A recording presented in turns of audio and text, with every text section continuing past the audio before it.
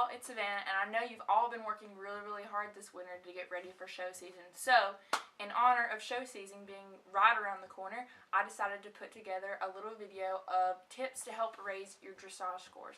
So, if this is your first time here and you want to learn more about horse care tips, horse riding tips, pretty much anything horse related, be sure to hit that subscribe button and that bell so you won't miss a thing. So, before we get started, I would love if you guys would drop a comment in the comment section and let me know your own tip for raising your dressage scores for a chance to be featured in my part 2 video.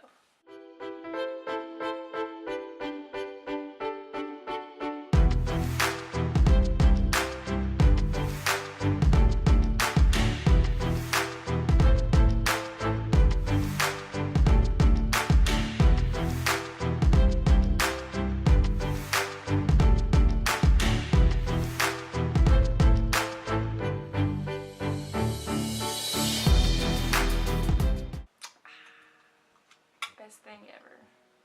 Right here. Right here. If you've never had sun drop, go buy one. The nectar of the South. Right here. The number one mistake I see that lowers dressage scores are people that have bad geometry. People, these are free points. Take advantage of it.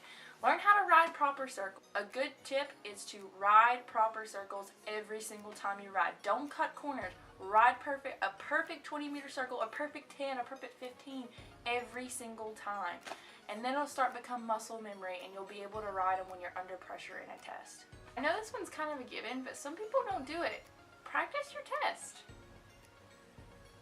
By practicing your test and knowing it, you can automatically raise your scores because you know what's coming next. There's some people, if you are one of those gifted people that can ride your horse the first time on a test and not mess it up, like at the show the first time ever, you're freaking awesome. I could ride it 5,000 times and probably not get it right. So as a rule of thumb, I tell everyone, make sure you practice your test. Here we go with a really hard one. Don't over practice your test. Yes, don't over practice it, especially if you have a horse that anticipates things. So a tip I have for riders that have horses that anticipate things is to break up the test in increments.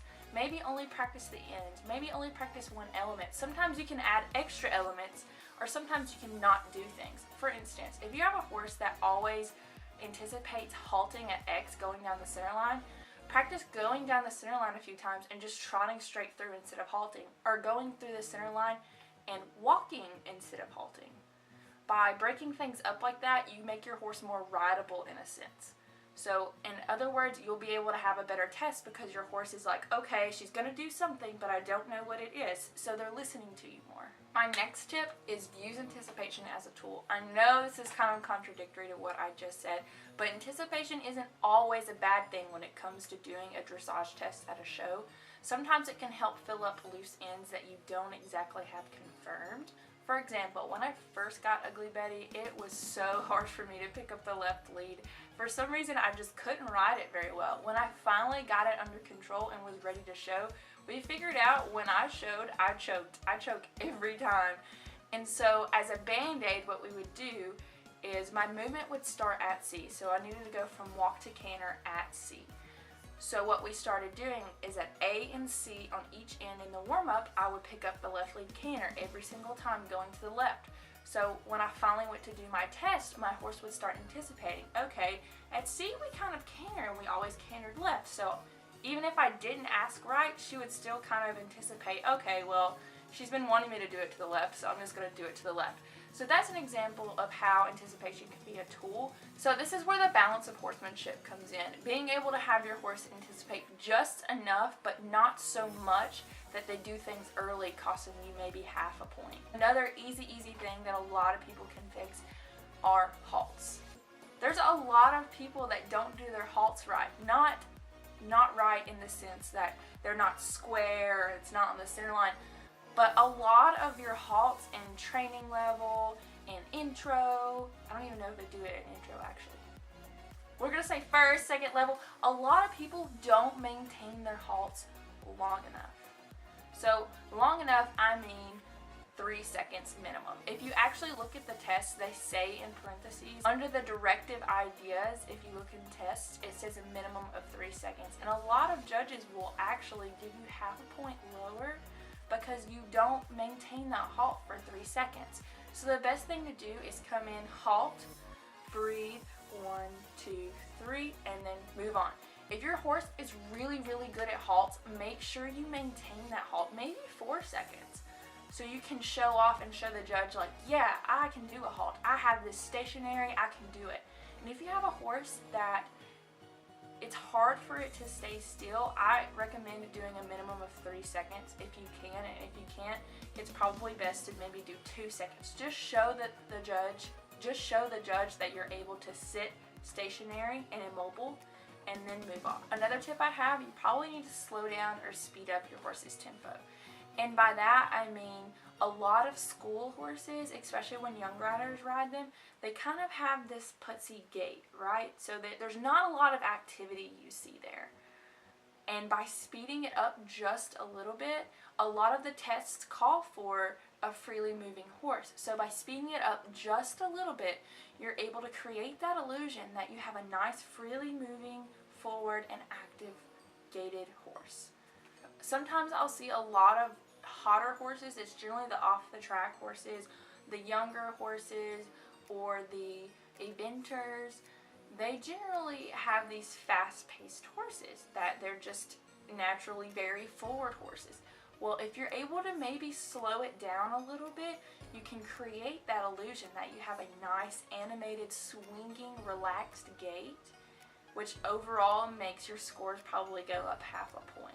So what my trainer will do when I hit the perfect tempo for whatever level I'll be showing at, she'll say, hey, this is the tempo you need to show. This is what it should feel like when you show. And that way I can commit it to muscle memory and hopefully recreate that in the warm-up and in the show. So USEF has these really, really, really cool things that tell you exactly what they're looking for in each score box. That's right, and it's on your test. It's called directive ideas. I highly, highly suggest you looking at your directive ideas on each score box to know exactly what the judge is going to be looking for in each movement. Another mistake I see a lot of riders make is they don't ride their free walk. That's right, you ride a free walk. You don't just sit there and let your reins go, which is what I see a lot of riders do. A lot of judges are looking for ground cover. They're looking for regularity of movement. They're looking for relaxation of movement. And sometimes I see riders where their horses almost kind of suck back during the free walk. Like they don't quite know what to do. Try and practice that free walk. Try and let those reins go little by little and kind of pushing your horse with your legs to help create an active walk with lots of ground cover. A tip to best utilize your free walk is I would practice it during my lesson or during an exercise ride with my horse. So you need to practice letting your reins go and practice encouraging your horse to have lots of relaxed ground cover. Make sure it's a forward walk, not a runny walk, but a freely moving forward walk. And to help achieve this, you can encourage the horse by swinging its belly with your legs. By this I mean, biomechanically, your horse has to swing its belly to be able to walk. So every time it swings to the left, you're going to kind of add your right leg a little bit. And every time it swings to the right, you kind of add your right leg. So this, you kind of encourage this moving, relaxed motion. My final, most useful, hands down tip I can give you is to scribe at dressage shows. And if those of you who don't know what a scribe is, if you ever get that piece of paper back once you do a dressage test and it has the little writing in the remarks box, that's a scribe. They write down exactly what the judge says. So by scribing, you're able to see and hear what the judge wants. Say you're a training level rider and you scribe at a show and you get to scribe maybe 8 training level tests. I promise you, you will learn something new about what the judge wants, what the judge expects, what not to do, and what to do in a training level test. A lot of people do not utilize this. And let me tell you, a lot of places are begging for scribes. It's so easy to scribe. It's so easy to scribe for schooling shows. So I suggest you checking out your local dressage association or maybe a local show somewhere else, and seeing if you can get in scribing, because it will rock your world. I scribe all the time. I love scribing, and you learn so much about what a judge expects at each level by doing so.